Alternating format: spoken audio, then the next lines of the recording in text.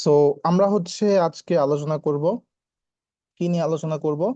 আমাদের বৈশ্বিক ইতিহাস পর্ব 1। আমরা মোটামুটি বৈশ্বিক ইতিহাসটাকে 3টা ক্লাসে ভাগ করছি। তো আজকে আমাদের পর্ব 1 নিয়ে আলোচনা। চলেন আমরা শুরু করি। যেহেতু ইতিহাস নিয়ে আমরা পড়ব, তো আমাদের প্রথমেই জানা উচিত যে ইতিহাসের জনক কে। ইতিহাসের জনক বলা হয় হেরোডেটাসকে। উনিকে একজন গ্রিক দার্শনিক। ওনাকে কেন ইতিহাসের জনক বলা হয়? কারণ তিনি তার লেখাগুলোতে ঘটনার কারণ, প্রভাব এবং তার পরিণাম বিশ্লেষণ করছেন। ঠিক আছে? ঘটনার কারণ, ওই ঘটনার প্রভাব কি হয়েছে এবং তার পরিণামে কি ঘটনাগুলো ঘটছে এগুলো সে বিশ্লেষণ করছে। তো এই হিস্টোরিয়া শব্দটা ব্যবহার করে হেরোডেটাস। হিস্টোরিয়া শব্দটা ব্যবহার করে হেরোডেটাস। এবং তার একটা মানে বিখ্যাত বই আছে, দ্য হিস্টোরিস। The Histories. ঠিক আছে? আহ সর্বপ্রথম তিনি কারণ অনুসন্ধান করে ইতিহাস লিখেছিলেন। কি কারণ অনুসন্ধান করে ইতিহাস লিখেছিলেন? তার মানে ইতিহাসের জনক কে? হেরোডেটাস। তিনি একজন গ্রিক দার্শনিক ছিলেন। হিস্টোরিয়া শব্দটা সর্বপ্রথম তিনি জনসম্মুখে আনেন। তো এই যে দা হিস্টোরিস, তার বিখ্যাত বই হেরোডেটাসের। পরীক্ষার প্রশ্ন আসতে পারে দা হিস্টোরিস কার লেখা বই। এখন আমরা তো এটা জানলাম যে ইতিহাসের জনক কে? হেরোডেটাস। যদি বলে বৈজ্ঞানিক ইতিহাসের জনক কে, তার নাম কি? থুসিডাইডিস। থুসিডাইডিস। ঠিক আছে? থুসিডাইডিস। কেন তাকে বৈজ্ঞানিক ইতিহাসের জনক বলা হয়? কারণ তিনি প্রত্যক্ষদর্শীদের থেকে বর্ণনা শুনে তারপরে ইতিহাস লিখেছেন, এই জন্য তাকে বলা হয় বৈজ্ঞানিক ইতিহাসের জনক। তো তিনি প্রত্যেকটা ঘটনার পেছনের কারণ এবং ফলাফল নিয়ে বিস্তারিত আলোচনা করছে। কোন একটা ঘটনা ঘটছে, তিনি এভাবে বলেন নাই যে এটা দেবতা প্রদত্ত ঘটনা অথবা অতিপ্রাকৃত ঘটনা, এভাবে না বলে তিনি কি করছেন? মানুষের কাজের কারণে এই ঘটনাগুলো ঘটছে, এটার উপরে বেশি প্রায়োরিটি দিছে। ঠিক আছে?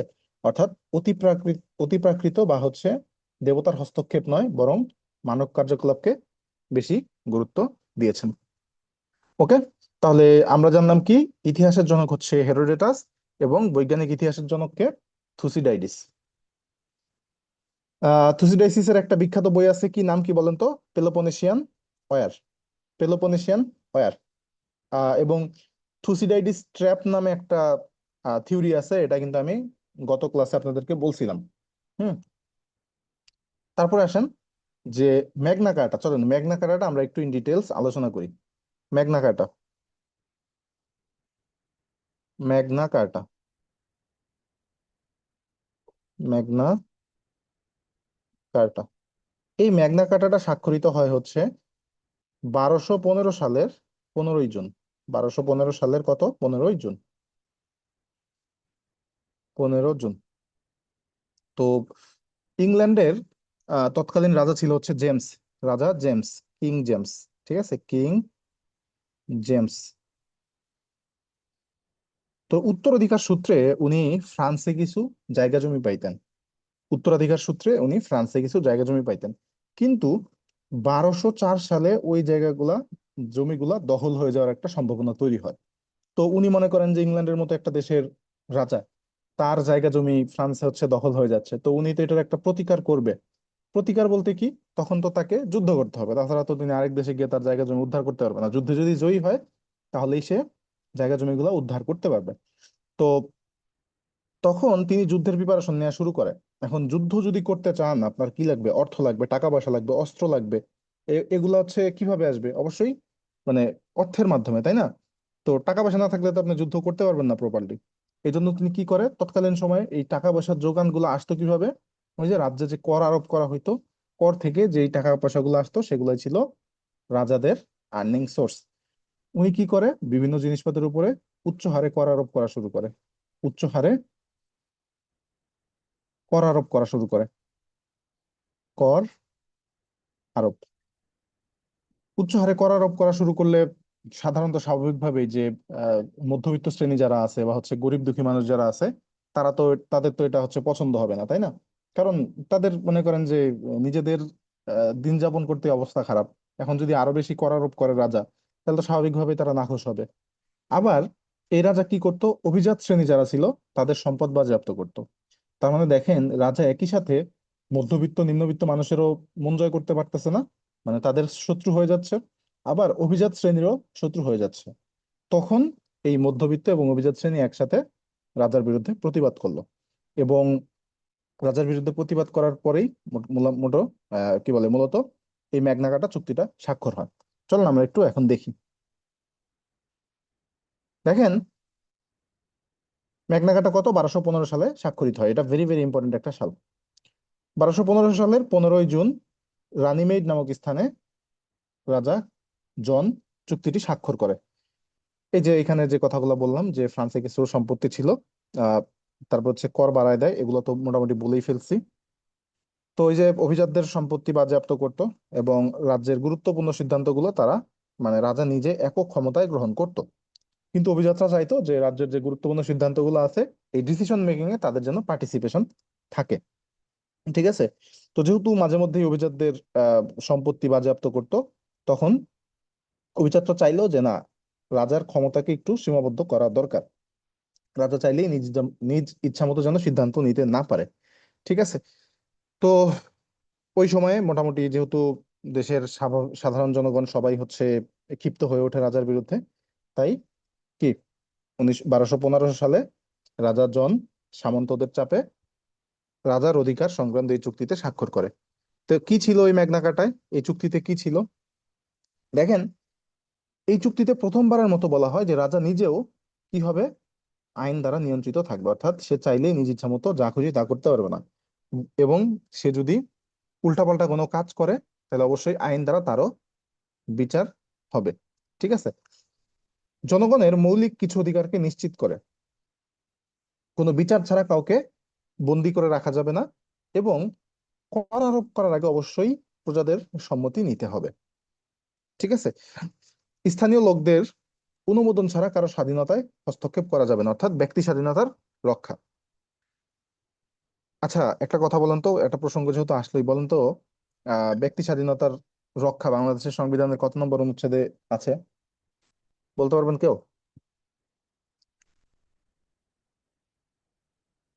বাক স্বাধীনতা রক্ষা কত নম্বর অনুচ্ছেদে বলেন? বাক স্বাধীনতা রক্ষা বাংলাদেশের সংবিধানের কত নম্বর অনুচ্ছেদে বলেন?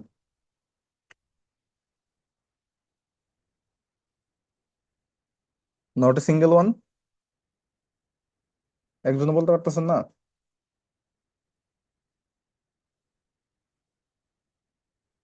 আচ্ছা, থাক, বলা লাগবে না। দেখেন, এই যে এটা হচ্ছে ম্যাগনা কার্টা চুক্তি, ম্যাগনা কার্টা চুক্তির বাস্তব দলিল এটা। ঠিক আছে। তো ম্যাগনা কার্টা আমরা দেখলাম, এখন আমরা দেখবো হচ্ছে বর্ষব্যাপী যুদ্ধ। শত বর্ষব্যাপী যুদ্ধ। শত বর্ষব্যাপী যুদ্ধ। চলুন আমরা এটা একটু দেখি।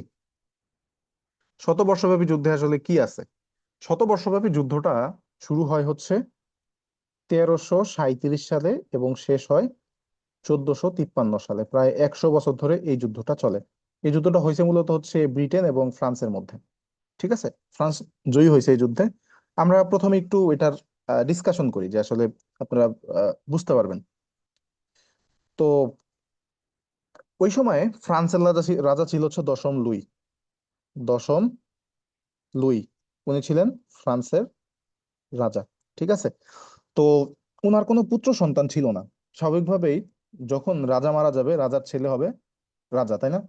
তো ওই সময়ে আহ কি বলে, ফ্রান্সের লোকজন হচ্ছে রানী মেনে নিত না, অর্থাৎ মেয়ে নেতৃত্ব মেনে নিত না। দ্যাট মিন্স রাজার যদি মেয়ে থাকে, সে সেই রাজ্যের দায়িত্ব পাবে না, অবশ্যই রাজার একজন ছেলে থাকতে হবে। তো রাজার যেহেতু পুত্র সন্তান ছিল না, আর মেয়েরাও যেহেতু সিংহাসনে বসতে পারবে না, এই জন্য এই দশম লুইয়ের ভাই ফিলিপ হচ্ছে সিংহাসনে বসে গেলেন, যেহেতু উত্তরাধিকার নাই। তাহলে কে? ফিলিপ। উনি হচ্ছে সিংহাসনে বসে গেলেন, তাহলে এটাকে, এটা হচ্ছে লুইয়ের ভাই। লুইয়ের ভাই। তাহলে ফিলিপ হচ্ছে মোটামুটি এখন সিংহাসনে বসে গেলেন। মজার ব্যাপার হচ্ছে, এই বেটা ফিলিপ, ওরও কোনো পুত্র সন্তান ছিল না। এখন এই বেটা যখন মরে যাবে বা উনি যখন সিংহাসন ছাড়বে, তাহলে সিংহাসনের দায়িত্ব কে নিবে? তখন এই দায়িত্বটা নেয় হচ্ছে চতুর্থ চার্লস। রাজা চতুর্থ চার্লস। ঠিক আছে, তাহলে ক্ষমতা চলে যায় কার কাছে, সিংহাসন চলে যায় হচ্ছে রাজা চতুর্থ চার্লসের কাছে। And আরো মজার ব্যাপার হচ্ছে, উনি যখন মরে তখন এই বেটার কোনো পুত্র সন্তান ছিল না। এখন তো ঝামেলা, তাই না? তিনজনের একজনেরও পুত্র সন্তান নাই, তার মানে ক্ষমতা এখন কে নিবে এটা নিয়ে একটা ঝামেলা তৈরি হয়। তখন এই চতুর্থ চার্লসের যে বোন ইসাবেলা, চতুর্থ চার্লসের বোন হচ্ছে ইসাবেলা, ইসাবেলা, এই চতুর্থ চার্লসের বোন ইসাবেলা, তার বিয়ে হয়েছিল হচ্ছে ইংল্যান্ডের রাজা দ্বিতীয় এডওয়ার্ডের সাথে। ইংল্যান্ডের রাজা দ্বিতীয় এডওয়ার্ড, তাহলে এইটার হাজবেন্ড বা স্বামী কে, দ্বিতীয় এডওয়ার্ড বা এডওয়ার্ড 2। এডওয়ার্ড 2, তাহলে তার এই চতুর্থ চার্লসের বোন হচ্ছে ইসাবেলা, তার স্বামী হচ্ছে এডওয়ার্ড 2। এদের ছেলে, এদের ছেলে হচ্ছে, শ্রম দিলাম, এদের ছেলে হচ্ছে এডওয়ার্ড 3। এডওয়ার্ড 3। এখন ইংল্যান্ড দাবি করতেছে যেহেতু চতুর্থ চার্লসের ছেলে নাই, তার হচ্ছে বোন হচ্ছে ইসাবেলা, আর ইসাবেলার সন্তান হচ্ছে এডওয়ার্ড 3, তাহলে ইংল্যান্ড দাবি করতেছে তাহলে এখন ফ্রান্সের বৈধ উত্তরাধিকার হচ্ছে এই এডওয়ার্ড 3। কিন্তু দুইটা কারণে এডওয়ার্ড 3 ফ্রান্সের সিংহাসনে বসতে পারতেছে না। নাম্বার ওয়ান কারণ হচ্ছে ফ্রান্সের লোকজন বিদেশি কোনো মানুষের নিয়ন্ত্রণে যেতে চায় না। দ্বিতীয় কারণ হচ্ছে স্যালিক ল। স্যালিক ল, SALIC, স্যালিক ল। স্যালিক লটা হচ্ছে যে মায়ের পরিবার থেকে কোনো উত্তরাধিকার আসতে পারবে না, অর্থাৎ উত্তরাধিকার আসবে হচ্ছে পিতার সাইড থেকে, মায়ের সাইড থেকে কোনো উত্তরাধিকার আসতে পারবে না। এটা নিয়েই মূলত ব্রিটেন এবং ফ্রান্সের গ্যাঞ্জাম। ব্রিটেন বলতেছে না, এর ফ্রান্সের এখন বৈধ উত্তরাধিকার হচ্ছে কে, এডওয়ার্ড 3। কিন্তু ফ্রান্স বলতেছে না, এডওয়ার্ড 3 কে আমরা আমাদের রাজা হিসাবে মানি না। ঠিক আছে, এর মধ্যে চার্লসের চাচাতো ভাই মোটামুটি হচ্ছে ক্ষমতা নিয়ে নেয়, এবং এটা নিয়ে যে যুদ্ধটা হয় এটাকে বলা হয় শতবর্ষব্যাপী যুদ্ধ। তাহলে আমি একটু বলি যে ফ্রান্সের রাজা ছিল 1937 সালে দশম লুই। তো তার কোনো পুত্র সন্তান যেহেতু ছিল না, লুইয়ের ভাই হচ্ছে ফিলিপ, উনি হচ্ছে ক্ষমতা দখল করে। এই বেটার কোনো পুত্র সন্তান ছিল না, তারপরে চতুর্থ চার্লস হচ্ছে ক্ষমতা দখল করে। এরও কোনো পুত্র সন্তান ছিল না, কিন্তু এর বোনের যে স্বামী সে ছিল ব্রিটেনের তৎকালীন রাজা এডওয়ার্ড 2, আর তাদের সন্তান হচ্ছে কে, এডওয়ার্ড 3। তো ব্রিটেন বলে হচ্ছে এডওয়ার্ড 3 হচ্ছে ফ্রান্সের যোগ্য উত্তরসূরি সিংহাসনের, কিন্তু ফ্রান্স বলে যে না, আমরা কোনো বিদেশি শক্তির নিয়ন্ত্রণে যাব না, এবং স্যালিক লয়ের কারণে মায়ের পরিবার থেকে কোনো উত্তরাধিকার আসতে পারবে না। এই নিয়ে হচ্ছে মূলত ব্রিটেন এবং ফ্রান্সের যুদ্ধ। তখন প্রেক্ষাপটে আসে হচ্ছে জোয়ান অফ আর্ক।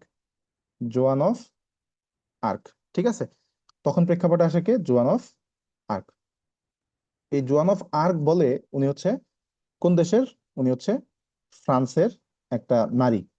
সে 12 বছর বয়স থেকেই বলতে থাকে, কি বলতে থাকে, যে সে হচ্ছে ঈশ্বর প্রদত্ত একজন মানুষ, সে ঈশ্বরের কাছ থেকে আসছে, যে তিনি নাকি এই তার দায়িত্ব হচ্ছে ফ্রান্সকে গৌরব এনে দেয়া।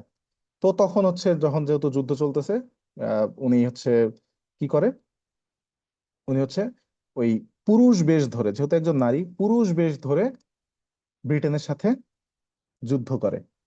পুরুষ বেশ ধরে ব্রিটেনের সাথে যুদ্ধ করে সে ফ্রান্সকে জিতায় ফেলে। এবং যুদ্ধের একদম শেষ দিকে তিনি হচ্ছে যে ব্রিটেনের যে বাহিনী ছিল, এবং আহ, কি বলে ওই যে কিছু থাকে না যে মির্জাফর, ফ্রান্সের যে মির্জাফর গুলা ছিল ব্রিটেনের হয়ে কাজ করতেছিল, তাদের কাছে সে ধরা পড়ে যায় এবং তাকে আগুনে পুড়িয়ে মেরে ফেলা হয়। ঠিক আছে, এই হচ্ছে মূলত ব্যাপার। তো দেখেন, এখানে হচ্ছে ডিসকাশন আছে কি, যুদ্ধের ব্যাপ্তিকাল কত, 1737 থেকে 1453। পক্ষ কে ছিল, ফ্রান্স এবং ইংল্যান্ড। জয়ী হয় কে, ফ্রান্স। যুদ্ধের প্রেক্ষাপট দেখেন, আমি একদম ইন ডিটেলস আপনাদের সাথে আলোচনা করছি, জাস্ট একবার রিডিং করে নেবেন। ঠিক আছে, এই যে জোয়ান অফ আর্ক, দেখেন 12 বছর বয়সের পর থেকে তিনি বলতে থাকেন কি ঈশ্বরের কাছ থেকে ফ্রান্সকে পুনর্গঠন করার দায়িত্বে আসছেন। তাহলে কত বছর পর থেকে, 12 বছর বয়সের পর থেকে। তখন কি বলে যুক্তরাজ্যের সাথে ফ্রান্সের যে যুদ্ধটা চলছিল, তখন তিনি সামাজিক যে বিধিনিষেধ ছিল সেটা অমান্য করে 17 বছর বয়সে জোয়ান অফ আর্ক যুদ্ধের ময়দানে নামেন পুরুষের বেশ ধরে, এবং ব্রিটিশ ব্রিটিশ বাহিনীর হাত থেকে অরল্যান্স শহরকে মুক্ত করেন ফরাসি বাহিনীর যৌথ নেতৃত্ব দিয়ে। ঠিক আছে, তো শেষে, যুদ্ধের শেষের দিকে একদম ব্রিটিশ বাহিনী এবং তাদের যে ফরাসি দোসর এদের হাতে ধরা পড়ে যায় এবং তাকে জনসম্মুখে আগুনে পুড়ে মেরে ফেলা হয়। বলেন ক্লিয়ার কিনা? ক্লিয়ার?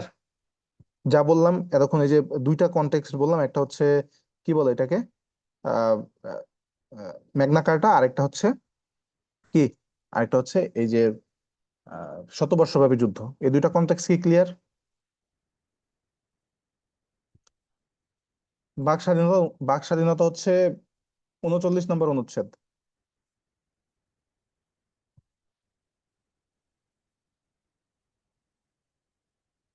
ওকে, এখন আসেন রেনেসা।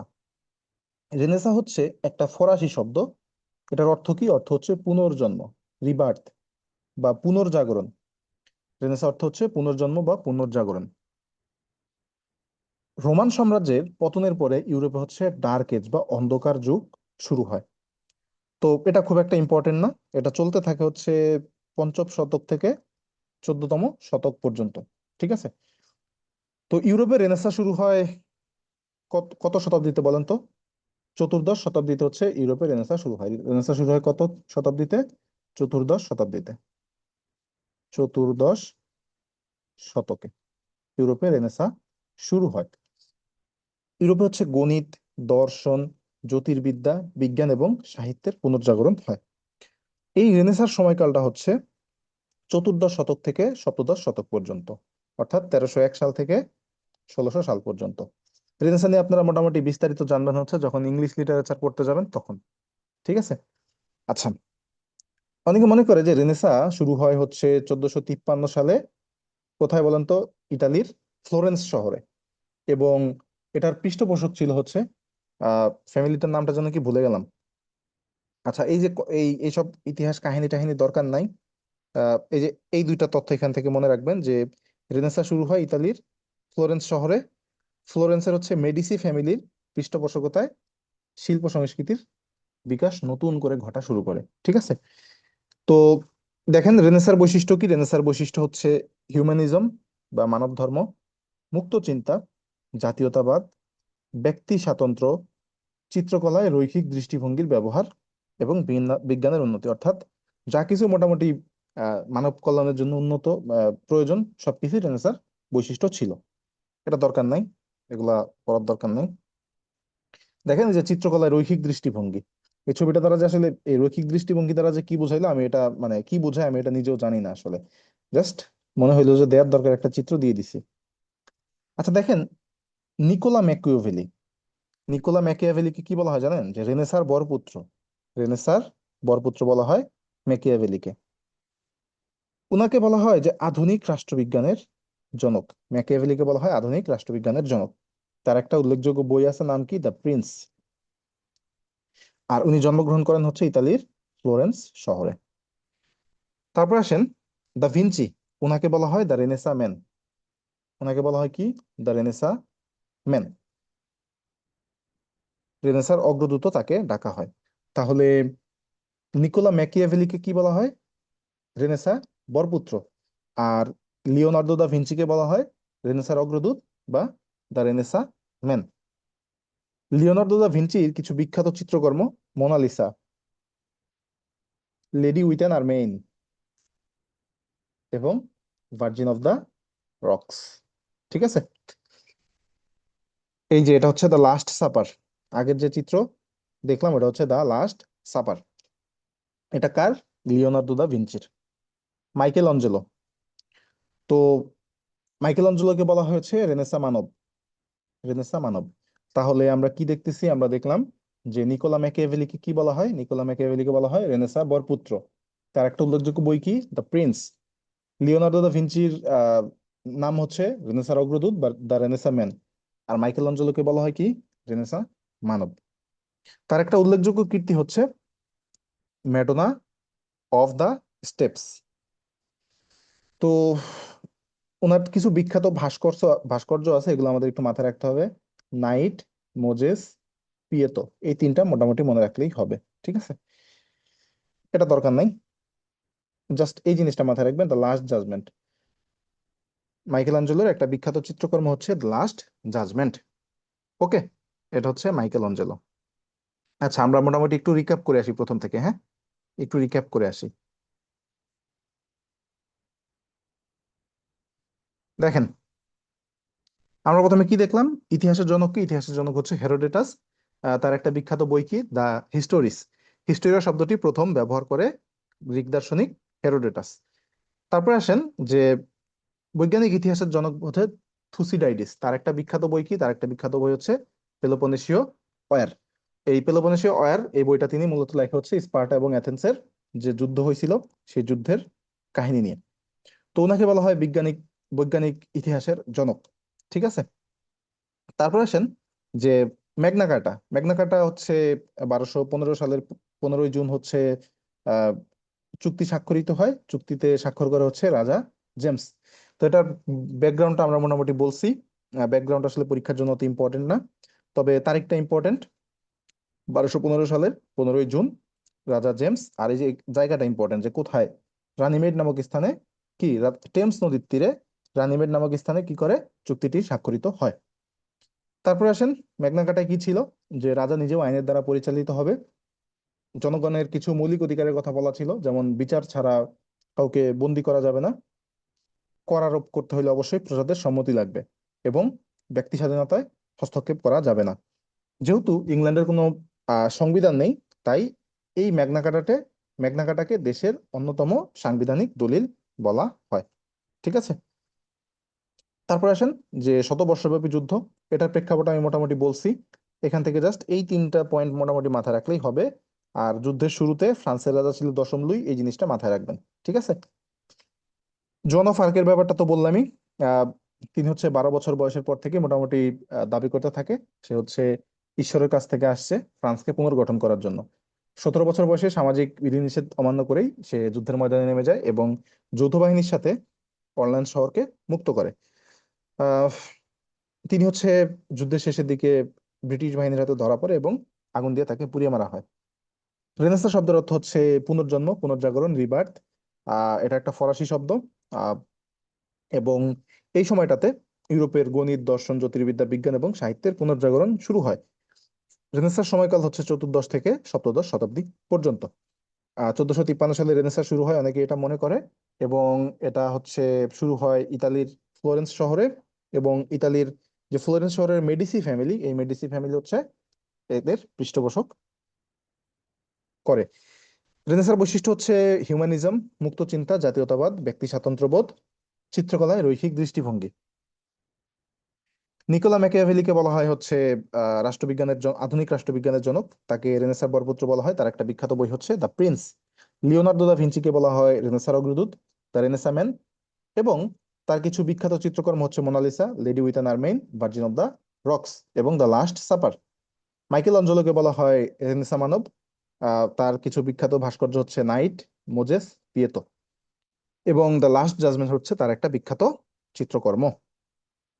বলেন, কারো কোনো প্রশ্ন আছে? কারো কোনো প্রশ্ন আছে?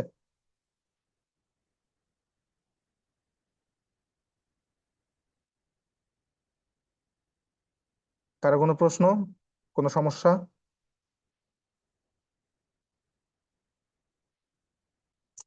কি রে ভাই, আপনারা কি একটু চ্যাট বক্সে মেসেজ দিতে শরম পান? একটা মেসেজ দিলে কি হয়?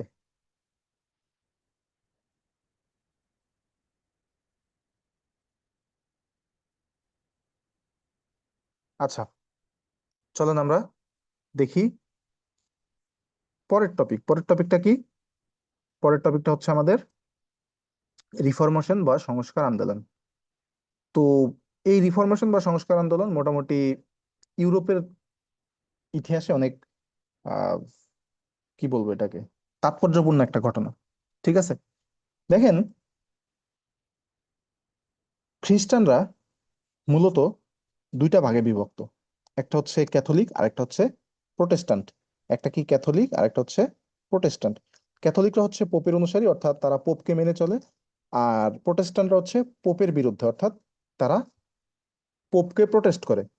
তো ওই সময়টাতে মূলত পোপ যারা ছিল, পোপরা সকল বিষয়ে হস্তক্ষেপ করতে, একদম রাজার অভিষেক থেকে শুরু করে মানে রাজার পতন পর্যন্ত মোটামুটি সবকিছুর মধ্যে তারা কি করত, তারা হচ্ছে হস্তক্ষেপ করত। তো এই জিনিসটা আসলে রাজারা মাঝে মধ্যে মেনে নিত না, বা অভিজাত যারা তারা এটা মেনে নিতে পারতো না।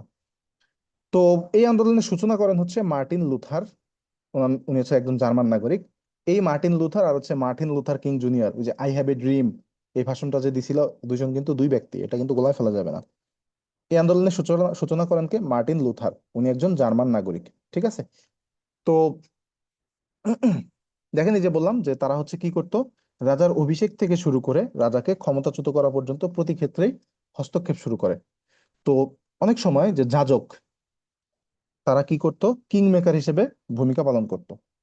তো মোটামুটি এমন একটা পর্যায়ে চলে আসে যে এই যাজকদের বিরুদ্ধে, বা এই যাজকদের এই ভূমিকার বিরুদ্ধে রাজা এবং অভিজাত সামন্তরা ক্ষুব্ধ হয়। এই সময় শুরু হয় হচ্ছে রিফরমেশন বা সংস্কার আন্দোলন। তারা মনে করলো যে না, আসলে এভাবে চলতে দেয়া যায় না, পোপকে বা হচ্ছে যাজকদেরকে এত পরিমাণ ক্ষমতা দেয়া যাবে না। তারা মানে মানুষ তখন মনে করতো যে পোপই হচ্ছে মানুষকে মুক্তি দিতে পারে, হ্যাঁ, তাকে স্বর্গ দিতে পারে। তো প্রোটেস্টান্ট যারা ছিল, অর্থাৎ যারা রাজার পোপের বিরুদ্ধে ছিল, তারা মনে করতো সৎকর্ম এবং আরাধনার মাধ্যমেই পাপ থেকে মুক্তি পাওয়া সম্ভব, এর জন্য পোপের শরণাপন্ন হইতে হয় না। ঠিক আছে। এই আন্দোলনই হচ্ছে মোটামুটি 30 বছর ব্যাপী ছিল, এবং এটা একটা গৃহযুদ্ধের সূচনা করে। আন্দোলনের সমাপ্তি হয় 30 বছরের যুদ্ধ শেষে ওয়েস্টফিলিয়া শান্তি চুক্তির মাধ্যমে। ঠিক আছে। তো দেখেন, এই যে ওয়েস্টফিলিয়া শান্তি চুক্তি হয়, সেটা হচ্ছে, ওয়েস্টফিলিয়া হচ্ছে জার্মানির একটা জায়গা, মাঝে মাঝে পরীক্ষায় আসে যে ওয়েস্টফিলিয়া কোন দেশের শহর। এটা হচ্ছে জার্মানির একটা শহর। তো 1648 সালে হচ্ছে জার্মানির ওয়েস্টফিলিয়া নামক স্থানে এই চুক্তিটা হয়। এখানে মোটামুটি তিনটা চুক্তি হয়। একটা হচ্ছে নেদারল্যান্ড বনাম স্পেন, একটা হচ্ছে রোমান সাম্রাজ্য বনাম ফ্রান্স, আর একটা হচ্ছে রোমান সাম্রাজ্য বনাম সুইডেন। ঠিক আছে। তো দেখেন, ওয়েস্টফিলিয়ার শান্তি চুক্তির ফলাফল কি ছিল, যে ইউরোপের যে ধর্ম সংস্কার আন্দোলন বা রিফরমেশন আন্দোলন, সেটার পরিসমাপ্তি হয়। রাষ্ট্রসমূহ পরস্পরের সার্বভৌমত্বকে স্বীকৃতি দেয়, এবং আধুনিক রাষ্ট্র ব্যবস্থা ধারণার সূচনা হয়, এবং রাষ্ট্রভিত্তিক যে আন্তর্জাতিক সম্পর্ক সেটা প্রতিষ্ঠা পায়। তার মানে দেখেন, ওয়েস্টফিলিয়া শান্তি চুক্তির আগে কিন্তু ওরকম মানে একটা রাষ্ট্র আরেকটা রাষ্ট্রের সার্বভৌমত্বকে স্বীকার করতো না। ঠিক আছে। এবং যে রাষ্ট্রভিত্তিক আন্তর্জাতিক সম্পর্ক যে বিল্ড আপ হইতে পারে, এটার ধারণা হয় মূলত ওয়েস্টফিলিয়া শান্তি চুক্তির পরে। তাহলে ওয়েস্টফিলিয়া শান্তি চুক্তিতে কয়টা চুক্তি হয়? তিনটা। একটা কি? নেদারল্যান্ড বনাম স্পেন, রোমান সাম্রাজ্য বনাম হচ্ছে ফ্রান্স, এবং রোমান সাম্রাজ্য বনাম সুইডেন। তারপর আসেন গ্লোরিয়াস রেভলিউশন বা গৌরবময় বিপ্লব। তো গ্লোরিয়াস রেভলিউশন এটা কেন হয়েছে, মানে এটার প্রেক্ষাপটটা কি, চলুন আমরা একটু জানি।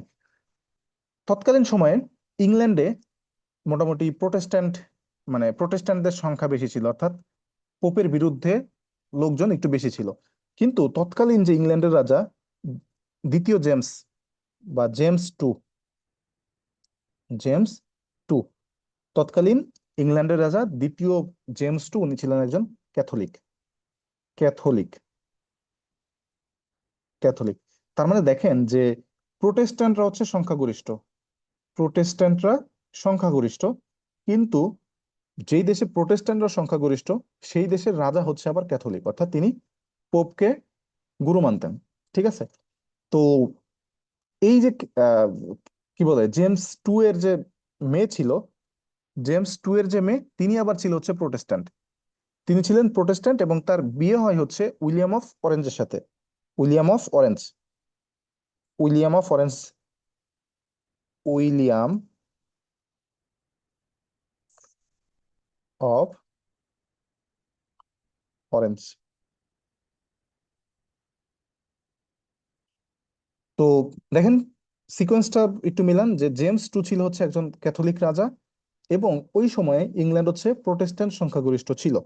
এবং এই যে জেমসের মেয়ে, রাজা জেমস টু এর যে মেয়ে, উনি হচ্ছে আবার ছিলেন কি, প্রোটেস্ট্যান্ট, এবং তার হাজবেন্ড ছিল উইলিয়াম অফ অরেঞ্জ। তো এই যে তার হাজবেন্ড উইলিয়াম অফ অরেঞ্জ কি করে, জেমস টু এর যারা শত্রু ছিল তাদেরকে নিয়ে জেমস টু এর সাথে যুদ্ধ করে, এবং যুদ্ধ করে যে বিপ্লবটা, যুদ্ধ বলতে মানে বিপ্লব সংগঠিত করে, এটাই ছিল হচ্ছে গৌরবময় বিপ্লব। ঠিক আছে, চল না আমরা একটু এখান থেকে দেখি। এটাকে বলা হয় গ্লোরিয়াস রেভলিউশন, বা হচ্ছে bloodless revolution, or revolution of 1688, অর্থাৎ 1688 সালে এই গ্লোরিয়াস রেভলিউশনটা সংগঠিত হয়। এটা ছিল ইংল্যান্ডে গণতান্ত্রিক এবং মানবাধিকার প্রতিষ্ঠার আন্দোলন। এটার সময়কাল হচ্ছে 1688 থেকে 1689 সাল। দেখেন যে প্রোটেস্ট্যান্ট সংখ্যাগরিষ্ঠ ইংল্যান্ডের রাজা দ্বিতীয় জেমস ছিলেন কি ক্যাথলিক। তিনি ক্যাথলিক তন্ত্র আবার পুনঃপ্রতিষ্ঠা করতে চাচ্ছিলেন, কিন্তু প্রোটেস্ট্যান্টরা কি করে, অভ্যুত্থান করে রাজাকে সরিয়ে দিতে চাচ্ছিল। স্বাভাবিকভাবেই যে মানে একটা জায়গায় যদি দুইটা গোষ্ঠী থাকে, তো মানে দুইটা যদি বিপরীত মেরুর গোষ্ঠী থাকে, তো স্বাভাবিকভাবেই একটা গোষ্ঠী চাইবে আরেকটা গোষ্ঠীকে সরাই দিতে। আর এটা যেহেতু মোটামুটি ধর্মীয় কোন্দল, তো অবশ্যই প্রোটেস্ট্যান্টরা যেহেতু সংখ্যাগরিষ্ঠ তাই চাচ্ছিলেন যেন কি ক্যাথলিক রাজা জেমসকে সরাই দেওয়া যায়। কিন্তু জেমসের কন্যা ছিল প্রোটেস্ট্যান্ট এবং তার বিয়ে হয় ডাচ রাজা উইলিয়াম অফ অরেঞ্জের সাথে। তো উনি হচ্ছে তৎকালীন ইংলিশ নেতাদের সাথে নিয়ে দ্বিতীয় জেমসকে পরাজিত করেন। চিন্তা করেন, আপন মেয়ের জামাই তাকে পরাজিত করেন। তো এই গৌরবময় বিপ্লবের ফলাফলগুলো কি ছিল? এখানে কি কি ফলাফল ঘটছে? যে রাজা এবং রানীর একক ক্ষমতা কমে আসে, ব্রিটেনে গণতন্ত্র প্রতিষ্ঠা হয়, বিল অফ রাইটস স্বাক্ষরিত হয় 1689 সালে। বিল অফ রাইটস মানে কি? ইংল্যান্ডের মানুষের, জনগণের অধিকার সম্বলিত যে রাইটস, যে চুক্তি, সেটা হচ্ছে বিল অফ রাইটস। তো ইংল্যান্ডের কিন্তু লিখিত সংবিধান নাই। তো এই যে আমরা বললাম ম্যাগনা কার্টা, তারপর হচ্ছে বিল অফ রাইটস, এগুলা কিন্তু তাদের অন্যতম সাংবিধানিক দলিল। ঠিক আছে, বিল অফ রাইটস এর গুরুত্বপূর্ণ দিক কি? যে সাংবিধানিক রাজতন্ত্র তৈরি করছিল। ইংল্যান্ডে একটা সাংবিধানিক রাজতন্ত্র, অর্থাৎ রাজতন্ত্র থাকবে কিন্তু সেই রাজা সংবিধানের আইনের অধীনে নিয়ন্ত্রিত হবে। ঠিক আছে, তারপরে পার্লামেন্টে প্রতিনিধি নির্বাচন স্বাধীন এবং নিরপেক্ষ হবে। পার্লামেন্টে তাদের বক্তৃতা দেওয়ার স্বাধীনতা থাকবে। এই বিল অফ রাইটস নামে আরেকটা দলিল আছে, সেটা হচ্ছে যুক্তরাষ্ট্রের, এবং এটাকে বলা হয় ইউএস বিল অফ রাইটস। ওটার নাম হচ্ছে ইউএস বিল অফ রাইটস, অর্থাৎ ইউএস এর নাগরিকদের অধিকার সম্বলিত যেই আহ, তাদের সংবিধানের সংশোধনী, ওটাকে বলা হয় ইউএস বিল অফ রাইটস। তো এটা হচ্ছে দেখেন, এই যে বিল অফ রাইটস, যুক্তরাজ্যের যে বিল অফ রাইটস, কত 1689 সালে, তাই না? এই 1689 সালের একদম এক্স্যাক্টলি 100 বছর পরে ইউএস বিল অফ রাইটস এটা স্বাক্ষরিত হয়। এখন আসেন ইউএস বিল অফ রাইটস এর প্রেক্ষাপটটা কি দেখেন। আমি একটু কোনখানে লিখি, জায়গা কম আছে কোথায়। আচ্ছা দেখেন, এই যে এখানে লিখি। ইউএস বিল অফ রাইটস এর প্রেক্ষাপটটা হচ্ছে, দেখেন, আহ 1773 সালে হচ্ছে বোস্টন টি পার্টি হলো। কি হলো? বোস্টন টি পার্টি বা বোস্টন চা পার্টি, বোস্টন টি পার্টি। এটা আমরা পড়বো একটু পরেই। তারপরে 1776 সালে হচ্ছে ইউএস কি করলো? যুক্তরাজ্য হতে তাদের স্বাধীনতা ঘোষণা করলো। স্বাধীনতা, স্বাধীনতার ঘোষণা দিল, স্বাধীনতার ঘোষণা দিল। তারপর হচ্ছে 1783 সালে তারা স্বাধীনতা অর্জন করলো। স্বাধীনতা অর্জন। 1787 সালে ফিলাডেলফিয়া একটা সম্মেলন হয়, সেই সম্মেলনে তাদের সংবিধানটা গৃহীত হয়। ফিলাডেলফিয়া সম্মেলনে তাদের সংবিধানটা গৃহীত হয়। তো এই যে সংবিধানটা গৃহীত হইল, তৎকালীন সময়ে ইউএস এর যে নাগরিক যারা ছিলেন, তারা চিন্তা করতেছিল যে না, এই যে সংবিধানটা যে গৃহীত হয়েছে, এই সংবিধানে তাদের অধিকারের কথা ঠিকঠাক মতো ফুটে ওঠে নাই। তাদের অধিকারের কথা ঠিকঠাক মতো ফুটে ওঠে নাই। তারপরে কি করলো? ওই সংবিধান প্রণেতা যারা, বা কংগ্রেসের যারা লোকজন ছিল, তারা হচ্ছে 22টা সংশোধনী দেয়। 22টা সংশোধনী দেয়, তাদের সংবিধানের উপরে 22টা সংশোধনী দেয়। সংশোধনী, 22টা সংশোধনী দেয়। এই যে 22টা সংশোধনীর মধ্যে প্রথম যে 10টা সংশোধনী, প্রথম 10টা, প্রথম 10টা সংশোধনী, প্রথম 10টা সংশোধনী ছিল ইউএস এর নাগরিকদের অধিকার সম্পর্কিত সংশোধনী।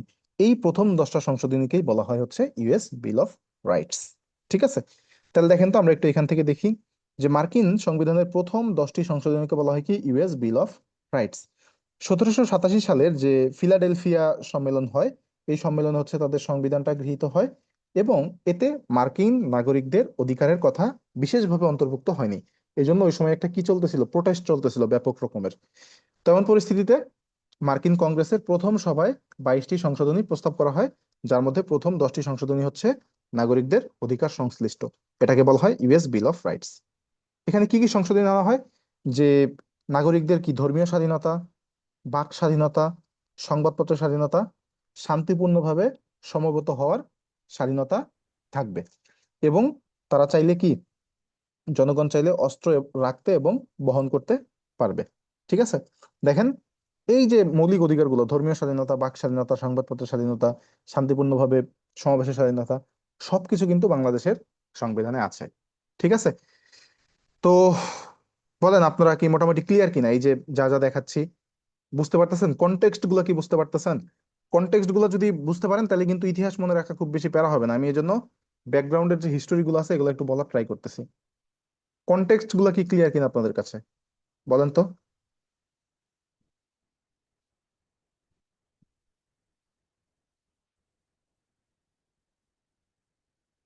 নাকি বিরক্ত লাগতেছে? কনটেক্সট গুলো বলাতে কি বিরক্ত লাগতেছে, নাকি জাস্ট স্লাইডে যা আছে সেগুলো পড়ে যাবো, কোনটা বলেন তো একটু?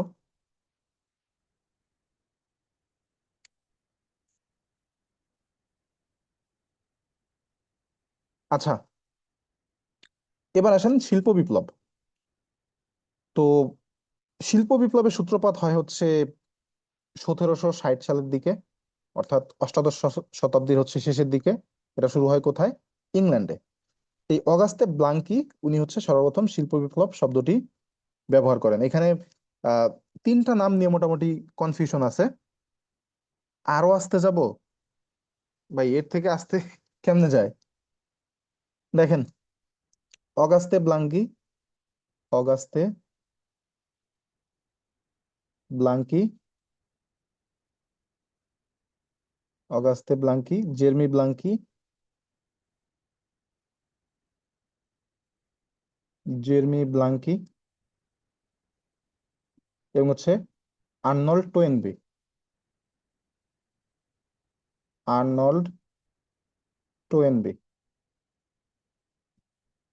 ঠিক আছে? এই তিনটা নাম নিয়ে কনফিউশন আছে যে আসলে শিল্প বিপ্লব এই কথাটা সর্বপ্রথম ব্যবহার করে কে। এই তিনজনের নাম নিয়ে মোটামুটি কনফিউশন আছে। তো যদি আহ পরীক্ষায় আসে যে কে এই শিল্প বিপ্লব কথাটা সর্বপ্রথম ব্যবহার করছে, যদি এই তিনটার যে কোনো একটা থাকে সেটা তাকাবে না। যদি এই তিনটাই থাকে তাহলে আমার আমার মতামত, অনেস্ট মতামত হচ্ছে স্কিপ করেন কোশ্চেনটা। তবে এখন যেই অ্যানালিটিক কোশ্চেনের দিকে আগাচ্ছে, এই টাইপের কোশ্চেন আশা করি আসবে না ইনশাল্লাহ। ঠিক আছে?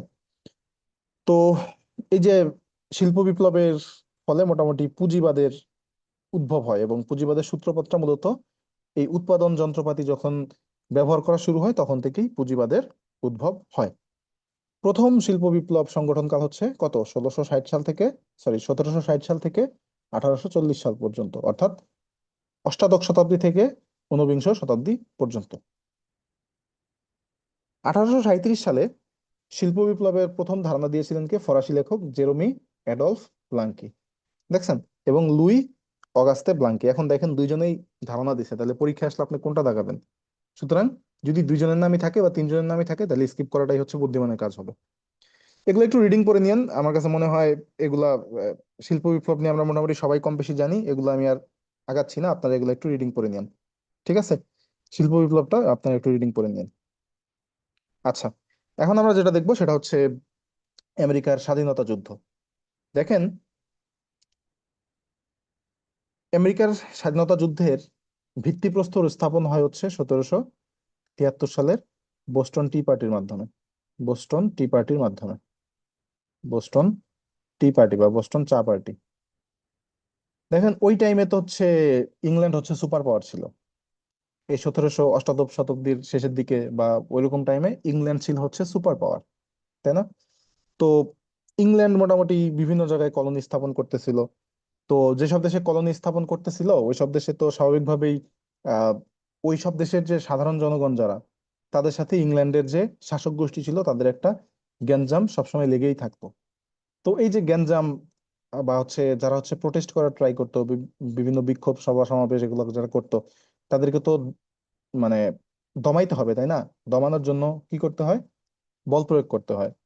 ক্ষেত্র বিশেষে এমনও দেখা যায় যে যুদ্ধের পরিস্থিতি তৈরি হইতো। যেমন আমাদের উপমহাদেশে ইংল্যান্ডের শাসক গোষ্ঠীর সাথে কিন্তু মাঝে মাঝেই কি যুদ্ধের মতো পরিস্থিতি তৈরি হইতো। আমাদের উপমহাদেশের লোকজন কিন্তু ইংল্যান্ডকে ওইভাবে শান্তিতে কখনোই শাসন করতে দেয় নাই, বিভিন্ন ডিস্টারবেন্স ক্রিয়েট করছে। তো এই যে দমাইতে হইতো বা হচ্ছে বিভিন্ন ধরনের যুদ্ধের মতো পরিস্থিতি তৈরি হইলে এগুলো মোকাবেলা করার জন্য কি প্রয়োজন? অর্থ প্রয়োজন। তখন কি করতো? বিভিন্ন রাজ্যে তারা উচ্চ হারে কর আরোপ করতো। তো ওই সময়ে 1773 বা এরকম সময় হচ্ছে আমেরিকার, ইউএস এর প্রায় হচ্ছে 1.2 মিলিয়ন লোক, 1.2 মিলিয়ন লোক হচ্ছে চা পান করতো। তো এই চায়ের সরবরাহটা করতে হচ্ছে আবার ব্রিটেন, বা তৎকালীন যে সুপার পাওয়ার ছিল ইংল্যান্ড, তারা হচ্ছে এই চায়ের সরবরাহ করতো। অর্থাৎ ব্রিটেন হচ্ছে আমেরিকাতে চা রপ্তানি করতো। তখন কি করলো? হঠাৎ করেই চায়ের উপরে উচ্চ হারে কর আরোপ করা শুরু করলো। তখন এই আমেরিকার যারা হচ্ছে চা বণিক যারা ছিল, তারা হচ্ছে আটলান্টিক মহাসাগরে কি করে, যেই চায়ের মজুদটা প্রায় 43 টন সম্ভবত, 43 টন চা তারা আটলান্টিক মহাসাগরে ফালায় দেয় প্রতিবাদ স্বরূপ, যে এত কর আরোপ তো আমরা মেনে নিব না। আর ওই টাইমে আমেরিকাও ছিল ব্রিটেনের একটা কলোনি। তো 43 টন চা হচ্ছে কি করে, আটলান্টিক মহাসাগরে ফালায় দেয় প্রতিবাদ স্বরূপ, যে এত কর আরোপ আমরা মেনে নিব না। এটাই ছিল মূলত কি বলেন তো আমেরিকার স্বাধীনতা যুদ্ধের ভিত্তি। ঠিক আছে? তখন থেকেই তারা মোটামুটি চাচ্ছিল যে আমরা আমেরিকাকে স্বাধীন করব ব্রিটেনের হাত থেকে। তো ব্রিটেনে হচ্ছে যুক্তরাষ্ট্রের কি ছিল, মানে যুক্তরাষ্ট্রের 13টি অঙ্গরাজ্য ছিল ব্রিটেনের কলোনি। তো দেখেন এই যে 1776 সাল থেকে 1783 সাল পর্যন্ত দেখেন আমি মোটামুটি এই যে এই কথাগুলোই বলছি এতক্ষণ, এখানে যে কথাগুলো লেখা আছে এই কথাগুলো এতক্ষণ বলছি। এই যে 12 লক্ষাধিক মানুষ, 1.2 মিলিয়ন মানুষ চা পান করতো। এই চা আসতো কোথা থেকে? ব্রিটেন থেকে। তো বন্দরের জাহাজ থেকে চা নামানোর আগে আমেরিকার স্থানীয় ব্যবসায়ীদের কর আরোপ করতে হইতো। কাকে কর আরোপ করতে হইতো? ব্রিটিশ ইস্ট ইন্ডিয়া কোম্পানিকে। তো দেখেন এই যে 1773 সালে 16ই ডিসেম্বর, আচ্ছা 43 টন বলছি, 46 টন হবে, 46 টন চা পানিতে ফেলে দেয়। এটাকেই বলা হয় বোস্টন টি পার্টি বা বোস্টন চা পার্টি। তো এই সাহসী পদক্ষেপের পরবর্তীতে শুরু হয় কি আমেরিকার স্বাধীনতা সংগ্রাম। তো দেখেন যে 1776 সালের 2রা জুলাই থমাস জেফারসন কি করে? আমেরিকার স্বাধীনতা ঘোষণা করে। কিন্তু এটা কংগ্রেসে গৃহীত হয় হচ্ছে 4 জুলাই। ঠিক আছে? কংগ্রেসে গৃহীত হয় কত? 4 জুলাই। আচ্ছা, এটা আমরা একটু পরে দেখতেছি কয়টা চুক্তি স্বাক্ষরিত হয় এগুলো নিয়ে। তো 1776 সালে যুক্তরাষ্ট্র এবং ব্রিটেনের যুদ্ধ শুরু হয়, এবং 1700 সরি 73 না 76, 1783 সালের 3রা সেপ্টেম্বর এই স্বাধীনতা চুক্তি স্বাক্ষরিত হয়। ঠিক আছে? তো দেখেন স্বাধীনতা অর্জনের আগেই কিন্তু স্বাধীনতা ঘোষণা দিচ্ছে। আপনি কি জানেন পৃথিবীর মাত্র 2টা দেশ স্বাধীনতার ঘোষণা দিয়ে স্বাধীনতা অর্জন করছে? সেই 2টা দেশ কে কে বলতে পারবেন? পৃথিবীর 2টা দেশ স্বাধীনতার ঘোষণা দিয়ে স্বাধীনতা অর্জন করছে, সেই 2টা দেশ কে কে বলতে পারবেন?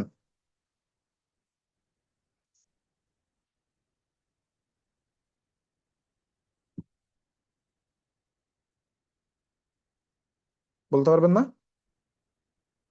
এক্স্যাক্টলি, বাংলাদেশ এবং ইউএসএ। বাংলাদেশ এবং ইউএসএ হচ্ছে আগে স্বাধীনতার ঘোষণা দিছে, তারপরে স্বাধীনতা অর্জন করছে।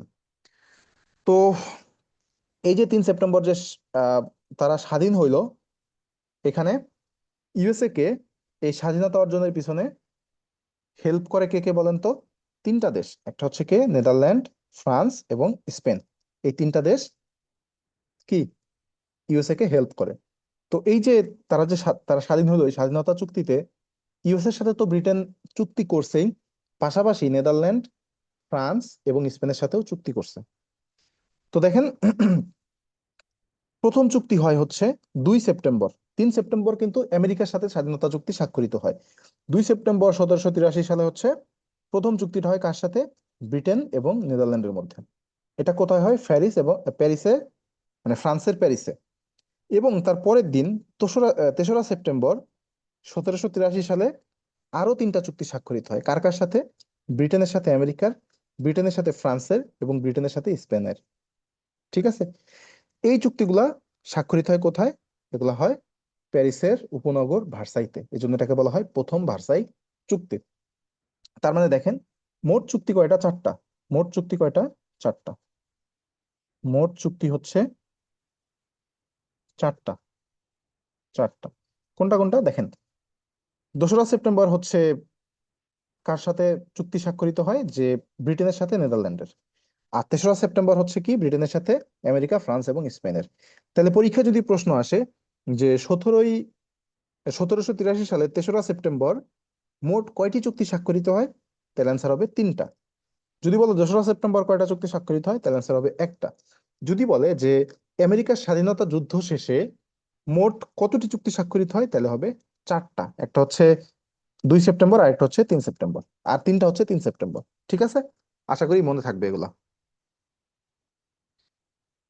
তাহলে দেখেন, পিস অফ প্যারিস বা প্রথম ভার্সাই চুক্তিতে মোট চুক্তি হয় কয়টা? চারটা।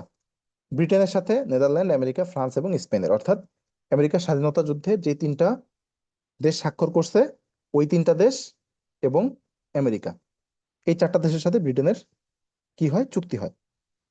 তো প্যারিসের ভার্সাই উপনগরে কয়টা? 2টা চুক্তি হয়। ঠিক আছে, ব্রিটেন এবং ফ্রান্স, ব্রিটেন এবং স্পেন। তাহলে দেখেন তো, প্যারিস চুক্তি বা পিস অফ প্যারিসে মোট কয়টা চুক্তি হয়? মোট হচ্ছে চারটা চুক্তি হয়। ওকে, দেখেন এই যে 3 সেপ্টেম্বর প্যারিসে কয়টা চুক্তি হয়? 3টা। এবং ভার্সাইতে কয়টা চুক্তি হয়? 2টা। এখন আসেন স্ট্যাচু অফ লিবার্টি। এই স্ট্যাচু অফ লিবার্টি হচ্ছে কি? নিউ ইয়র্কে হচ্ছে একটা দ্বীপ। এটা হচ্ছে আমেরিকার স্বাধীনতা যুদ্ধের 100 বর্ষ উপলক্ষে ফ্রান্স হচ্ছে এটা আমেরিকাকে উপহার দেয়। এবং এটার নকশাকারী হচ্ছে বার্থোলডি এবং গুস্তাভ আইফেল। এই যে এটা দরকার নাই, এগুলো দরকার নাই, এই দুটো দরকার নাই।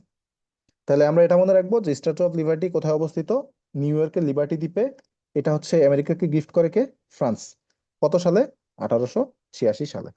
ওকে, এখন আসেন হচ্ছে ফরাসি বিপ্লব। দেখেন, ফরাসি বিপ্লবটা হচ্ছে মানে এটা হচ্ছে একটা বুর্জোয়াদের বিপ্লব বা ধনিক শ্রেণীর বিপ্লব। দেখেন, ফ্রান্সের তৎকালীন সময়ে ফ্রান্সের 95 ভাগ সম্পত্তির মালিক ছিল মাত্র 5 ভাগ মানুষ। ওই দেশের 95 ভাগ সম্পত্তির মালিক ছিল মাত্র 5 ভাগ মানুষ। কিন্তু সেই 5 ভাগ মানুষ কখনোই কোনো কর দিত না, রাজাকে কখনোই কোনো কর দিত না। তো এই ব্যবস্থার যে দেখেন, মাত্র 95, মানে পুরা 95 ভাগ সম্পত্তির মালিক হচ্ছে মাত্র 5 ভাগ মানুষ, কিন্তু তারা কখনো কর দিত না। তো এই ব্যবস্থার বিরুদ্ধে যারা হচ্ছে প্রতিবাদ করতো, যখনই কেউ কোনো প্রতিবাদ করতো, তখন বাস্তিল দুর্গে নিয়ে তাদেরকে নির্যাতন করা হতো, কাউকে কাউকে মেরে ফেলা হতো। মানে আমাদের যে আয়নাঘর ছিল, আমরা সরকারের বিরুদ্ধে কেউ কখনো কিছু বললে কি করতো? আয়নাঘরে নিয়ে টর্চার করতো। ওই দেশে ছিল হচ্ছে বাস্তিল দুর্গ। তো বাস্তিল দুর্গে নিয়ে নির্যাতন করা হতো তখন। এই যে দেখেন, এই ফরাসি বিপ্লবটা শুরু হয় কত সালে? 1789 সালে, তাই না? 1789 সালে ফরাসি বিপ্লবটা শুরু হয়। তৎকালীন সময় কিন্তু হচ্ছে ওই কাছাকাছি সময় কি হয়? 1776 সালে আমেরিকার স্বাধীনতা যুদ্ধ শুরু হয়। এবং এই আমেরিকার স্বাধীনতা যুদ্ধে কিন্তু ফ্রান্স আমেরিকাকে সাপোর্ট দেয়। যেহেতু ফ্রান্স আমেরিকাকে সাপোর্ট দিছে, তার মানে প্রচুর অর্থকড়ি খরচ করতে হয়েছে আমেরিকার পিছনে, তাই না? তখন কি হয়? ওদের রাজকোষাগারে কি হয়? একটা অভাব অনটনের সৃষ্টি হয়। তখন উচ্চ হারে ফ্রান্সের যে রাজা উচ্চ হারে করারোপ করা শুরু করে। এবং এই যে বুর্জোয়া যারা ছিল, ধনিক শ্রেণী যারা ছিল, তাদের কাছ থেকে কি চায়? সাহায্য চায়, টাকা পয়সা সাহায্য চায়। কিন্তু টাকা পয়সা তো হচ্ছে ধনীরা দিবে না। একটা বিনিময় দিতে রাজি হয় যে আমরা ঠিক আছে টাকা পয়সা দেব, আমাদেরকে রাজ্যের ভাগ দিতে হবে। অর্থাৎ তারা ফ্রান্সের রাজ্যের ভাগ চায়। কিন্তু রাজা সেটা দিতে অস্বীকৃতি জানায়। এবং অস্বীকৃতি জানাইলে কি করে? ওই ধনীরা গরিবদের নিয়ে 1789 সালে 14ই জুলাই প্যারিসে অবস্থিত যে বাস্তিল দুর্গ, সে বাস্তিল দুর্গের পতন ঘটায়। ঠিক আছে, এবং এর মাধ্যমে বিপ্লবের সূত্রপাত হয়। তার মানে সিকোয়েন্সটা একটু খেয়াল করেন যে আহ, মূলত ফ্রান্স হচ্ছে আমেরিকার স্বাধীনতা যুদ্ধে সাহায্য করতে গিয়ে তারা বেশ অর্থকড়ি খরচ করে ফেলে, এবং তাদের রাজকোষাগারে হচ্ছে একটা অভাব তৈরি হয়। তখন রাজা কি করলেন? রাজা হচ্ছে উচ্চ হারে করারোপ করা শুরু করে। এবং ধনীদের কাছ থেকে সাহায্য চায়, যে আমাকে কিছু টাকা পয়সা দিয়ে সাহায্য করো, আমি নাহলে রাজ্য চালাইতে পারতেছি না। তখন ধনীরা বলে ঠিক আছে, আমরা তোমাকে সাহায্য করব, কিন্তু তার বিনিময়ে আমাদেরকে রাজ্যের কিছু অংশ আমাদের নামে লিখে দিতে হবে। কিন্তু রাজা সেটা দিতে অস্বীকৃতি জানায়। তখন ধনীরা এবং গরিবরা একসাথে মিলে বাস্তিল দুর্গের পতন ঘটায়। তো জনতা, যে বিপ্লবের শুরু অবস্থায় যে সাধারণ মানুষ ছিল তারা উত্তেজিত হয়ে যায় এবং জনতার ঢেউ আশ্রে পড়ে বাস্তিল দুর্গে। আমাদের যেমন 5ই আগস্ট কি হয় বলেন তো? জনতা আশ্রে পড়ে কোথায়? সেই প্রধানমন্ত্রীর কার্যালয়ে। ঠিক আছে, সেখানে বাস্তিল দুর্গের রক্ষীরাও কিন্তু গুলি ছুড়তে শুরু করে। প্রায় 200 বিপ্লবী মানুষ নিহত হয়। যেহেতু এই বিপ্লবটা ধনীদের দ্বারা সংগঠিত হয়েছে, এই জন্য এটাকে বলা হয় বুর্জোয়া বিপ্লব বা এলিট রেভলিউশন। পরীক্ষায় কিন্তু প্রশ্ন আসে যে বুর্জোয়া বিপ্লব, নিচের কোন বিপ্লবটি বুর্জোয়া বিপ্লব বা এলিট রেভলিউশন নামে পরিচিত? তো এই যে এখানে দুইটা শ্রেণী ছিল, একটা হচ্ছে বুর্জোয়া শ্রেণী আর একটা কি, আরেকটা হচ্ছে গরিব মধ্যবিত্ত শ্রেণী। তো এই ধনিক শ্রেণীর যে নেতৃত্বে ছিলেন তার নাম হচ্ছে রোবস বিয়র। তার নাম কি? রোবস বিয়র। তো এই বিপ্লবের মাধ্যমে মোটামুটি ধনতান্ত্রিক বা হচ্ছে পুঁজিবাদী সমাজ ব্যবস্থা প্রতিষ্ঠা পায়। দেখেন, 1760 সালে যে শিল্প বিপ্লব শুরু হয় ইংল্যান্ডে, তখন কিন্তু মোটামুটি পুঁজিবাদী ব্যবস্থা ওটার গোড়াপত্তন শুরু হয়। কিন্তু এটা পার্মানেন্টলি প্রতিষ্ঠা পায় হচ্ছে কোথায়? ফ্রান্সের যে ফরাসি বিপ্লব, সেই বিপ্লবের মাধ্যমে। তো 1793 সালে গিলোটিনে হচ্ছে সরোস লুইকে, তৎকালীন ফরাসি রাজা যে সরোস লুই, তাকে শিরশ্ছেদ করা হয়। এবং 1799 সালে নেপোলিয়ন 30 বছরের জন্য ফ্রান্সের ক্ষমতা গ্রহণ করে। ঠিক আছে, এবং এরই মাধ্যমে এই বিপ্লবের সমাপ্তি ঘটে। ফরাসি বিপ্লবের শিশু বলা হয় হচ্ছে নেপোলিয়ন বোনাপার্টকে। এবং ফরাসি বিপ্লবে যারা নেতৃত্বে ছিলেন তাদের নামগুলো আমাদের অবশ্যই মাথায় রাখতে হবে। একটা হচ্ছে জো জ্যাক রিসো, একটা হচ্ছে ভলতেয়ার, মন্টেস্কু এবং নেপোলিয়ন। তো এই বিপ্লবের স্লোগান ছিল হচ্ছে স্বাধীনতা, সাম্য এবং ভ্রাতৃত্ব। এই স্লোগানের রচয়িতা কে ছিল? জো জ্যাক রুসো। তো ফরাসি বিপ্লবের স্লোগানটা কিন্তু এটা পরীক্ষা আসে যে ফরাসি বিপ্লবের স্লোগান কি ছিল? স্বাধীনতা, সাম্য এবং ভ্রাতৃত্ব। আহ, তারপর আসেন যে ফরাসি বিপ্লব নিয়ে বই ছিল কি? রুশো লেখছে দ্য সোশ্যাল কন্ট্রাক্ট, মন্টেস্কু লিখছে দ্য স্পিরিট অফ ল, এবং চার্লস ডিকেন লেখছে এ টেল অফ টু সিটিজ, যেটা আপনারা ইংলিশ লিটারেচারে পড়বেন। এ টেল অফ টু সিটিজ, দুইটা শহরের গল্প। এই টু সিটিজ কি কি বলেন তো? একটা হচ্ছে কি প্যারিস এবং লন্ডন। এই টেল অফ টু সিটিজ বইতে দুইটা শহরের কথা বলা আছে, একটা হচ্ছে প্যারিস এবং লন্ডন। ঠিক আছে, তারপরে আসেন যে আইফেল টাওয়ার। আইফেল টাওয়ার হচ্ছে আহ বিপ্লবের শতবর্ষ উপলক্ষে নির্মিত একটা টাওয়ার। এটা হচ্ছে যেহেতু 1789 সালে কি ফরাসি বিপ্লব শুরু হয়, তার ঠিক 100 বছর পরে 1889 সালে আইফেল টাওয়ারটা প্রতিষ্ঠিত হয়। এটাকে বলা হয় ফ্রান্সের সংস্কৃতির প্রতীক, এবং এটার ডিজাইনারকে গুস্তাভ আইফেল। এটা অর্থায়ন করে কে? যুক্তরাষ্ট্র। মানে ব্যাপারটা কত মানে সুন্দর দেখেন আপনি। আন্তর্জাতিক রাজনীতি বুঝতে গেলে এই ডটগুলো আপনার মিলাইতে হবে। দেখেন, 1789 সালে, 1783 সালে আমেরিকা স্বাধীনতা অর্জন করলো, ইউএসএ স্বাধীনতা অর্জন করলো। তার ঠিক 100 বছর পরে, 100 বছর পর না, 103 বছর পরে, 1886 সালে কি হইলো? 1886 সালে স্ট্যাচু অফ লিবার্টি উপহার করলো কে? ফ্রান্স, তাই না? আমেরিকাকে স্ট্যাচু অফ লিবার্টি উপহার করলো হচ্ছে ফ্রান্স। আবার ফ্রান্সের যে আহ ফরাসি বিপ্লব হইল 1789 সালে, এইটার 100 বছর পরে 1889 সালে ইউএসএ হচ্ছে কি করলো? তাদের একটা কি টাওয়ার গিফট করলো, সেটার নাম হচ্ছে আইফেল টাওয়ার। এখন একটু আপনি যদি কিছু প্রেক্ষাপট বলি আপনাকে, দেখেন তো আপনি এটার সাথে আমাদের দেশের কোনো কানেকশন পান কিনা। দেখেন, এই যে 1789 সালে যে ফরাসি বিপ্লবটা শুরু হইলো, ফরাসি বিপ্লবে রাজা সরস লুইয়ের পতন হলো, তাই না? সরস লুই, সরস লুই। সরস লুইয়ের পতন হলো কেন? সরস লুইয়ের পতন হলো হচ্ছে কারণ সে আমেরিকার স্বাধীনতা যুদ্ধে আমেরিকাকে হেল্প করতে গিয়ে তার রাজকোষাগার ক্ষয় করে ফেলে। যার মানে এটাই তো মূল কারণ, তার ফলশ্রুতিতে হচ্ছে ধনীরা হচ্ছে রাজ্যের অংশ চায়, সবকিছু মিলায় একটা বিপ্লব সংগঠিত হয়। কিন্তু 1889 সালে যে আমেরিকাকে, মানে 1789 সালে যে আমেরিকাকে সাহায্য করতে গিয়ে মোটামুটি সরসলিয়ার পতন ঘটলো, 1889 সালে সেই আমেরিকাই ফ্রান্সকে কি করে, আইফেল টাওয়ার গিফট করে। তার মানে দেখেন যে আন্তর্জাতিক সম্পর্কের ক্ষেত্রে আপনার আগে কি হয়েছে সেগুলা কিন্তু আসলে বিবেচনায় রাখলে হবে না। বর্তমান প্রেক্ষাপটে কি, বর্তমান প্রেক্ষাপটে আপনার জাতীয় স্বার্থ সংরক্ষণ করার জন্য আপনার কার সাথে বন্ধুত্ব করতে হবে, কার সাথে শত্রুত্ব করতে হবে, এটার সাথে আগে কি ঘটছে সেগুলো কিন্তু খুব একটা ম্যাটার করে না, তাই না?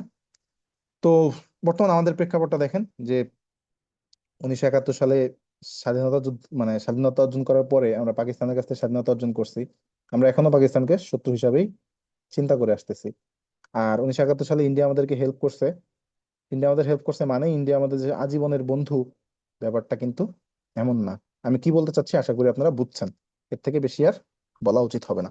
ঠিক আছে, আমি কি কনটেক্সটটা বুঝাইতে পারছি আপনাদেরকে? আইফেল টাওয়ার আর হচ্ছে দ্য স্ট্যাচু অফ লিবার্টির মাধ্যমে বুঝছেন? মানে মূল মেসেজটা কি বুঝছেন?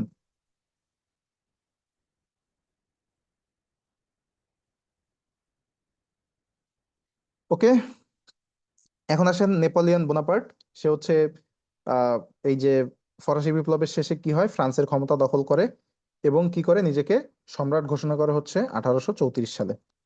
এবং সে হচ্ছে ইতালির সম্রাট ছিল 1804 থেকে 1815 সালে। তিনি হচ্ছে 100 ডেজ এই অভিযানটা পরিচালনা করে এবং তাকে ইতালিতে ডাকা হতো লিটল কর্পোরাল নামে। ঠিক আছে, তাহলে দেখেন যে সিকোয়েন্স গুলো একটু দেখেন যে 1799 সালে ফ্রান্সের ক্ষমতা দখল করে এবং নিজেকে সম্রাট ঘোষণা করে 1834 সালে। এবং 1804 থেকে 1815 সাল পর্যন্ত তিনি ইতালির সম্রাট ছিলেন। তিনি হচ্ছে 100 ডেজ অভিযান পরিচালনা করেন এবং তাকে ইতালিতে ডাকা হতো লিটল কর্পোরাল নামে। মোটামুটি গণতন্ত্রের নিয়মে কোনো রাষ্ট্র চিরস্থায়ী বন্ধু বা শত্রু থাকে না। শুধু গণতন্ত্রের নিয়মে না, সব নিয়মেই, সমাজতন্ত্র বলেন, ফ্যাসিজম বলেন, বা যে কোনো নিয়মেই বলেন না কেন, চিরস্থায়ী রাজনীতিতে কোনো চিরস্থায়ী বন্ধু বা চিরস্থায়ী শত্রু নাই। যে আপনার আজকের বন্ধু সে কালকে আপনার শত্রু হইতে পারে, যে কাল আজকে আপনার শত্রু কালকে সে বন্ধু হইতে পারে।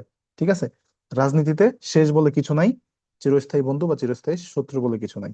যে কোনো সময় প্রেক্ষাপট বা দৃশ্যপট চেঞ্জ হয়ে যেতে পারে। ঠিক আছে, আপনি আজকে আপনি কিছুই না, উইদিন এ সেকেন্ড দৃশ্যপট চেঞ্জ হয়ে যেতে পারে।